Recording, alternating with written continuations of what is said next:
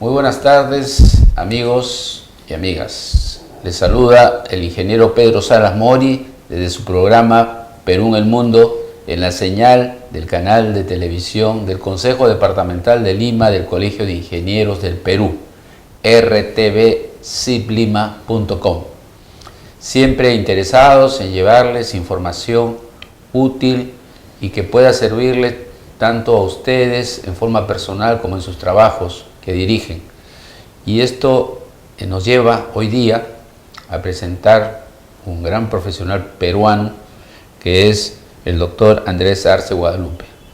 Él es un especialista en medicina ocupacional, un tema sumamente importante porque así como el mantenimiento de la maquinaria en las obras es importante, el mantenimiento de los trabajadores en general, profesionales, técnicos, es sumamente importante, más importante que los fierros. Y por eso he invitado acá al doctor Arce para comentar la importancia de este tema. Y bueno, doctor Arce, bienvenido al Muchas canal. Muchas gracias, ingenieros. Para mí es un placer, un gusto estar aquí con usted y poder hablar de estos temas. Qué bueno. Mira, quisiera que nos hagas una reseña del origen de este tema. Wow. El origen de este tema viene de muchos siglos atrás. El padre de la medicina ocupacional, de la salud ocupacional, el doctor Ramazzini, estamos hablando de alrededor del siglo XVIII, él estudió que los trabajadores podían enfermarse en sus puestos de trabajo. Escribió un gran libro que es el alma mater de todos nosotros los médicos ocupacionales desde el punto de vista técnico, en el cual hablaba de las enfermedades productos del trabajo. La idea de la salud ocupacional en el Perú ahora, ya tenemos una ley desde el año 2011, y se remonta unos años atrás, al 2000, más o menos el 2005, que sale un decreto supremo, en el cual, con la firma del Tratado de Libre Comercio de esa época, lo que nos decía es que teníamos que implementar un reglamento de seguridad y salud en el trabajo. Entonces, a partir del año 2005 al 2011, comenzaron las empresas a preocuparse por lo que es seguridad y salud en el trabajo. Y ya a raíz del 2011 sale la ley 29783, en el cual nos obliga a que todas las empresas del Perú, llámese privadas o públicas, tienen la obligación de implementar este reglamento de seguridad y salud, que tiene muchos documentos que lo podemos ir conversando en los breves momentos. Claro. Qué bueno que el Perú se haya puesto en la legalidad, que eso es a veces lo que en nuestro país nos olvidamos, que nuestro país verdaderamente se lleve en una forma transparente, legal, y que todos cumplamos, no solamente los profesionales, especialmente los empresarios, que generalmente ven el gran margen de utilidad que pueden obtener, pero el factor humano es imprescindible. En este caso, dime, ¿cómo se organiza un programa, por ejemplo, de salud ocupacional? Realmente el quid del asunto de la salud ocupacional es evitar que el trabajador se enferme. O sea, evitar los accidentes del trabajo y evitar las enfermedades ocupacionales. Para esto tiene que, dentro del equipo multidisciplinario de la empresa, deben haber un médico del trabajo en la medida de lo posible.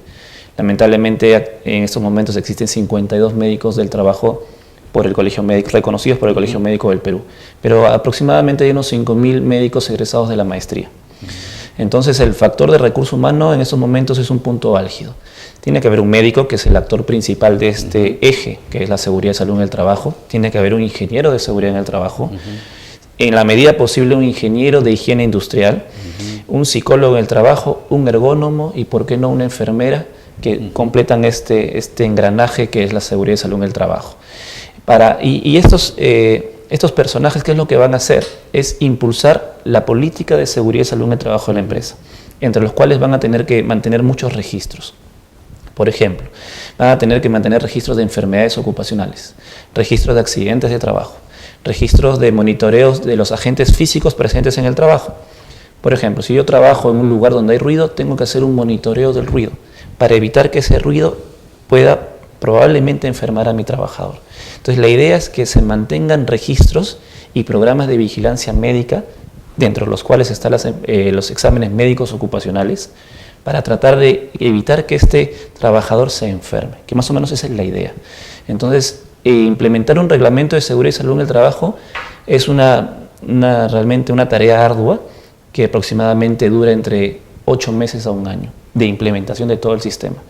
Es como las normas ISO de calidad, de medio ambiente, de seguridad y salud. Es lo mismo, pero es un reglamento adaptado de las OSAS 18001, que es el reglamento de seguridad y salud Perú, ¿no? Ahora dime, haciendo una simulación, como hacemos los ingenieros, en el tema, por ejemplo, de obras, se debería tener una previa preparación, ¿no?, del personal en general que va a desarrollar actividades que pueden ser extractivas, de procesamiento. Entonces, ¿por qué? Porque no sé si los fabricantes, por ejemplo, de maquinaria, prevén que su máquina, por el ruido que emite, porque de todas maneras hacen ruido, por más silenciadores que le pongan, ¿no?, puede afectar la salud de ese futuro chofer, de ese futuro trabajador, ¿no? Entonces, se debería tener, ¿qué te parece?, un trabajo antes de iniciar obras o iniciar un proyecto. Sería ideal, ¿no? Sería ideal que los peligros estén ausentes en los puestos de trabajo, pero lamentablemente eso no es una realidad, ¿no? Tal vez en otros países, los países que llamamos desarrollados, eso sí, la simulación sí está, sobre todo desde el punto de vista ergonómico. Pero en Perú es un poco difícil que invirtamos un poco de dinero en eso. Lo que sí deberíamos, y lo exige la ley, es las mediciones ambientales de estos peligros o factores de riesgo. Entonces, si voy a trabajar con ruido, tengo que medir el ruido. Si voy a trabajar con polvo, tengo que medir el polvo. Si voy a trabajar cargando pesos, tendría en lo posible que evitar cargar un determinado número de pesos o frecuencias al día, para que este trabajador no se enferme. Y lo más importante es el examen preempleo. Al trabajador, la ley lo dice, es obligación pasar un examen preempleo antes de que empiece a laborar, para ver cuál es la aptitud para este puesto de trabajo. Y van a haber seguramente muchas personas que sean no aptas. Entonces, la siguiente pregunta es, ¿cuántas personas están trabajando siendo no aptas para su puesto de trabajo? Ahora dime, en cuanto a la edificación de las precauciones, ¿no es cierto?, que debemos tener, ¿qué aspectos también de repente en la alimentación, en la actividad deportiva, ¿no?, pueden servir para atenuar de repente esos problemas? Muy interesante pregunta, ingeniero. Obviamente que una persona que está preparada físicamente, que tiene una muy buena nutrición, que no tiene hábitos que sean deleterios para la salud, podría tal vez tardar la aparición de una enfermedad del trabajo. Es más preocupante en los países en vía de desarrollo como los latinoamericanos, por ejemplo, que las personas se enfermen mucho más que tal vez lo que se pueden enfermar en Europa o en otras latitudes. Entonces es muy importante la alimentación, es muy importante hacer ejercicio, es muy importante evitar el estrés. Los factores de riesgo psicosocial son muy importantes en estos temas. Yo trabajo en un centro de salud ocupacional y más o menos al año nosotros vemos 30.000 pacientes, 33.000 pacientes atendemos, y dentro de los cuales tenemos una estadística que es muy similar a la estadística peruana. Más del 65% de los trabajadores evaluados tienen sobrepeso y obesidad. Más de la tercera parte de los trabajadores evaluados tienen colesterol alto o triglicéridos altos, que son las grasas. Más del 41% no hacen ningún tipo de ejercicio, son sedentarios. Entonces salimos un poco de la medicina del trabajo y nos vamos a los factores de riesgo cardiovascular, que es la primera causa de muerte. Entonces, ¿cuántos de estos pacientes o trabajadores que son evaluados van a morir de infarto? Y eso es también lo que busca la salud ocupacional. Una rama de la salud ocupacional es la medicina del trabajo. Así como está la ergonomía, está la higiene, está la seguridad del trabajo, pero también está la salud preventiva. Entonces no solo es hacer, por ejemplo, si estoy expuesto a polvo, hacer mi espirometría y mi radiografía de tórax, sino tengo que ver también cómo está el colesterol, cómo están los triglicéridos, cómo está su estilo de vida, cómo está la familia. Entonces es un ente, realmente el trabajador es una integración de, y no solo es exámenes médicos. Entonces aquí en Perú el tema psicosocial, por ejemplo, no está muy bien estudiado. Y si es que yo incido o estudio el tema psicosocial, podría muchas de las enfermedades que aparecen atenuarlas un poco. Es un tema muy complejo, es un tema muy amplio, pero es muy interesante.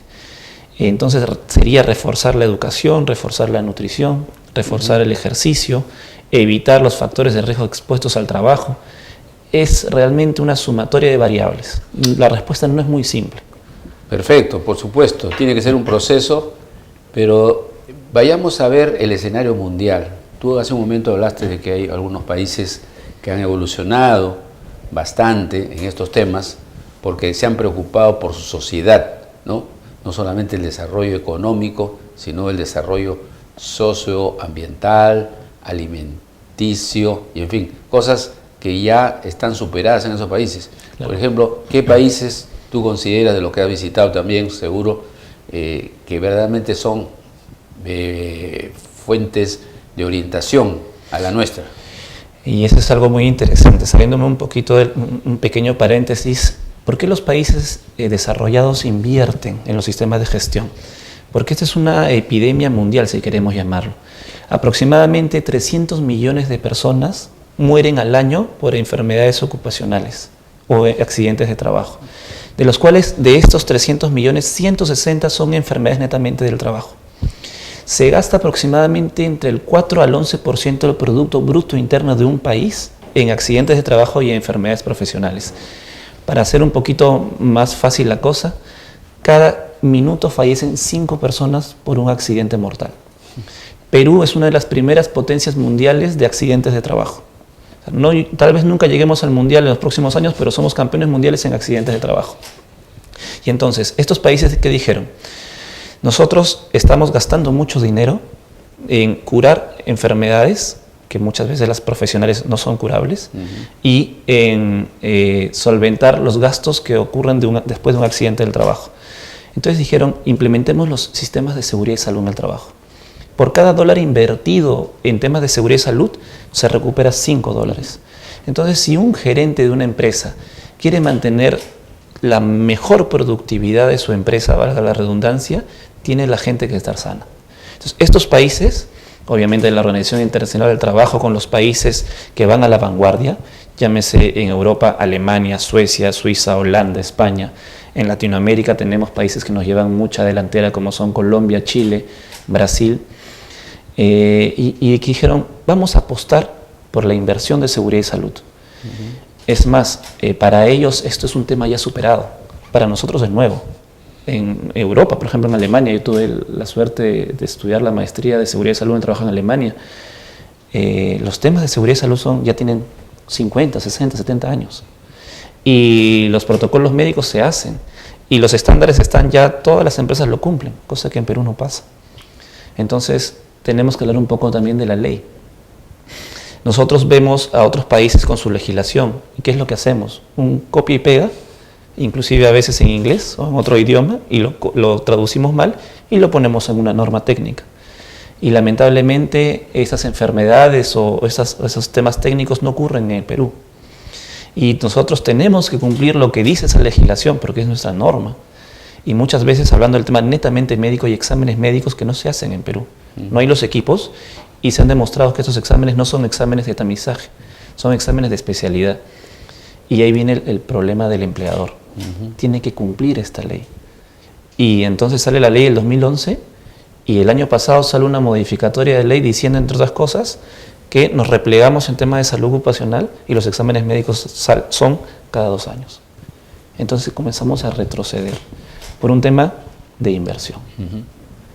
Y sí, eso es algo complicado. Es lamentable lo que tú acabas de decirnos, porque nuestro país verdaderamente, si no ve el aspecto humano, el aspecto social como un aspecto importante en el desarrollo de nuestro país, eso nos va a perjudicar.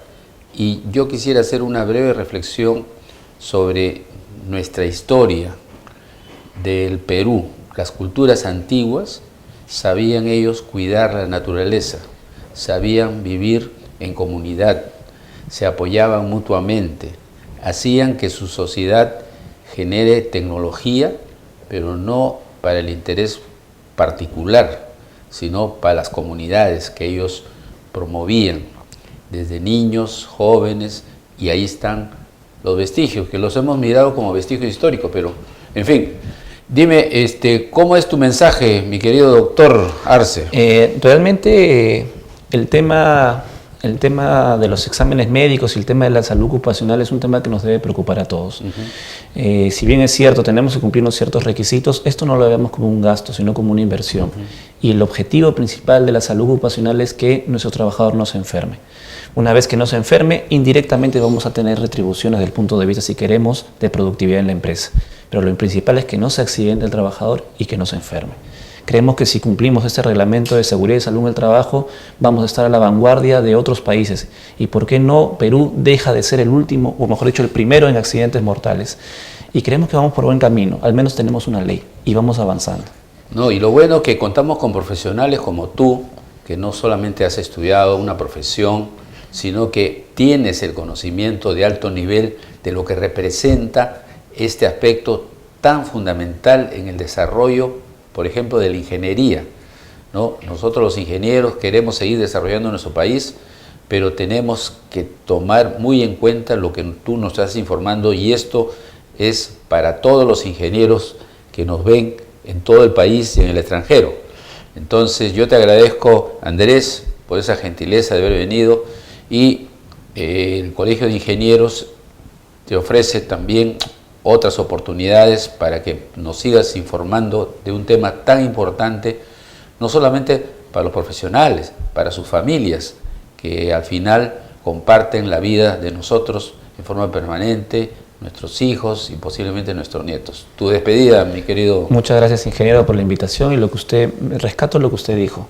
Es inconcebible que un trabajador vaya a su puesto de trabajo y regrese a su casa enfermo, 20 años después, 30 años después. Entonces lo que nosotros queremos evitar en la especialidad que yo he estudiado es que estas personas se enfermen. ¿Y por qué no tener una mejor vida? Desde el punto de vista de la familia, regresar con salud a su trabajo y no que se enferme después de 20 o 30 años. Perfecto. Muchísimas gracias, estoy a su disposición con ustedes. Gracias, Andrés, y con ustedes, hasta la próxima en su programa Perú en el Mundo. Buenas tardes.